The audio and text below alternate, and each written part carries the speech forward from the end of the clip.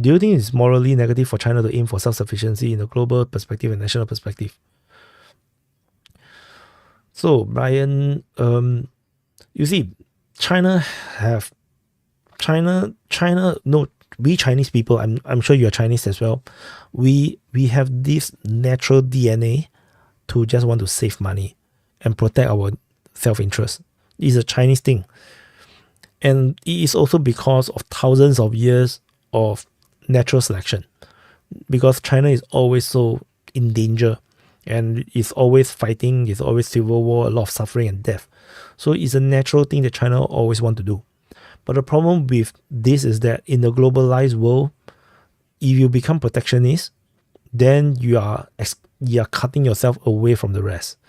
You imagine a class of kids, a class of all children, and then this child just refuse to share all the toys, refuse to share all the sweets. Eventually, all the kids will start to stop being friends with this one child, this one baby.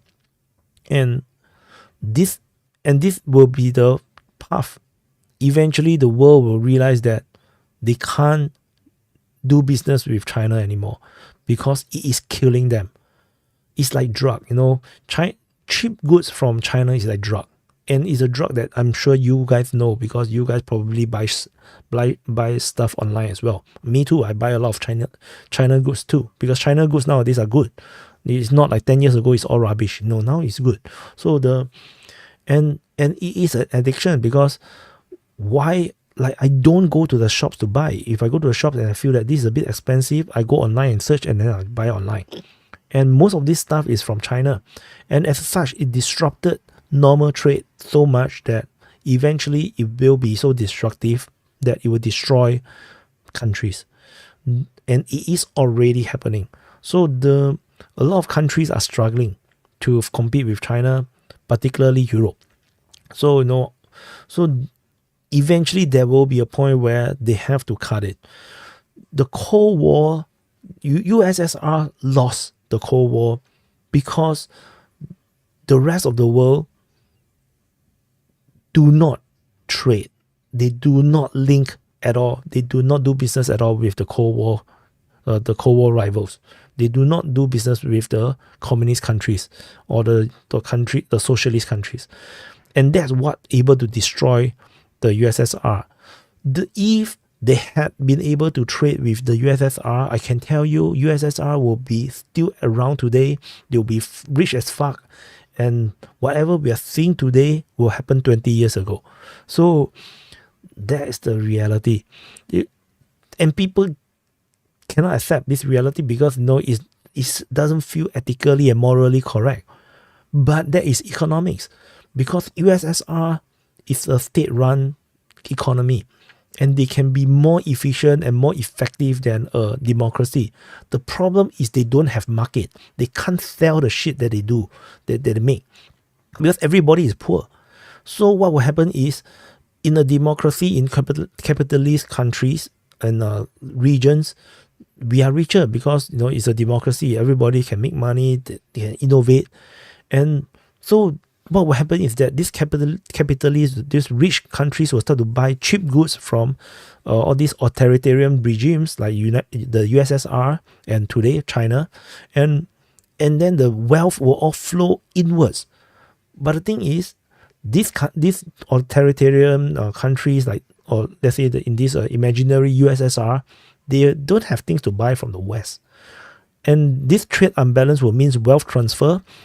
And it will collapse the West, and the Cold War will be won by the USSR. But then, of course, after the USSR win the war, the whole world will collapse. The whole world will collapse because it doesn't work. This is not an economic system that works. The whole world will become poor. Everybody will suffer except for a small elite that will be fucking rich. So China is not as powerful as USSR, but still is a Trojan horse that sucks wealth out of the world, out of the so-called the free world, and everybody struggles more. If you are pro-Russia and you're living in, let's say, United States or Europe, you are earning lesser than maybe 10, 20 years ago,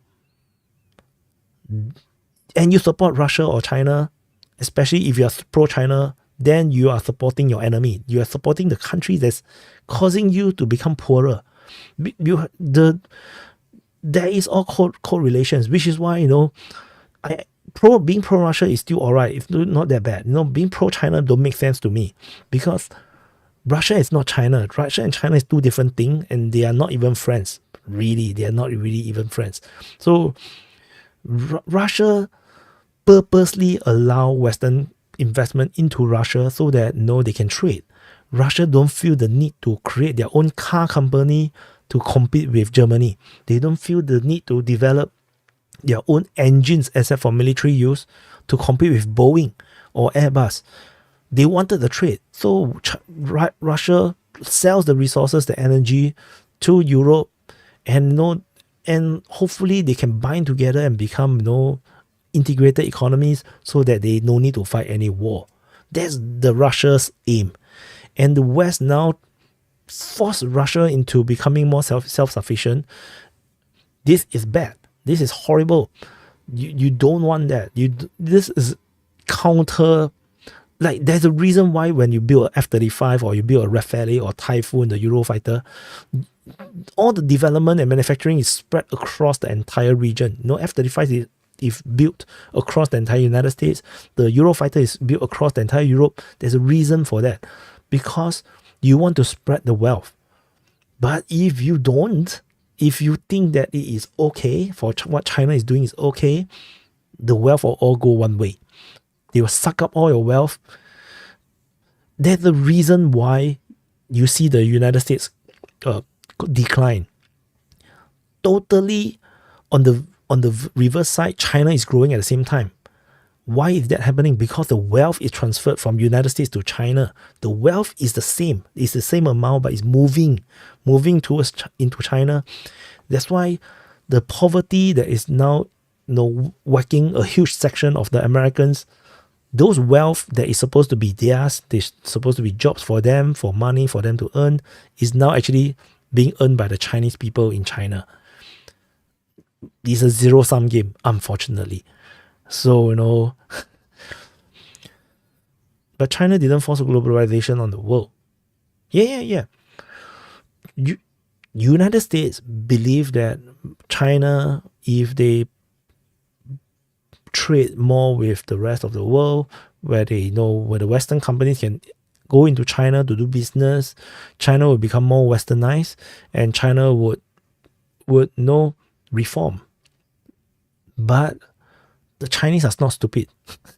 The Chinese communist leaders are not stupid. They know what the Americans are trying to do. They just keep quiet. They let the Americans come in, but then they start to put protectionist measures. And all these protectionist measures are done slowly, bit by bit. And because China is such a huge market, all these Western businessmen and leaders, they cannot afford to not earn this money, to lose this market. So, the greed is what the Chinese Communist Party, banking on.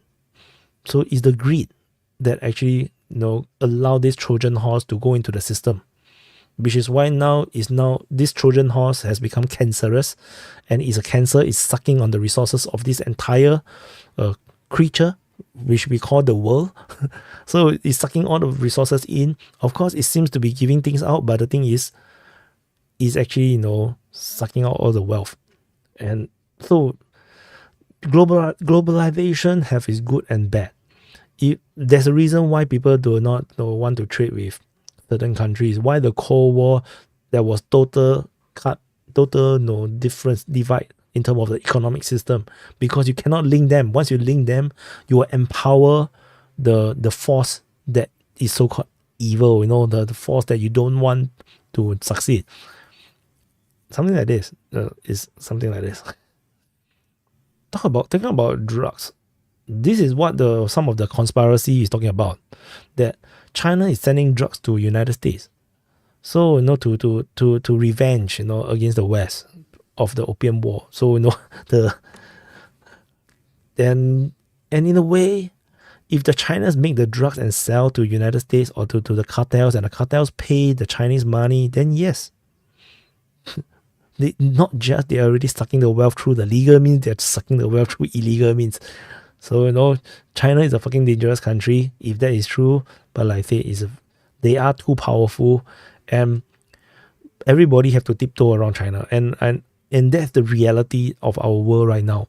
I'm not saying that they cannot be strong. I'm not saying that, they must be destroyed. But the China government also need to know what they are doing. And if they go too far, people will have to do chemotherapy. They have to do chemotherapy and to kill off the cancer. Just like COVID. If you are a virus, you don't want to kill off your host. You want to live on in your host. So don't kill off the world.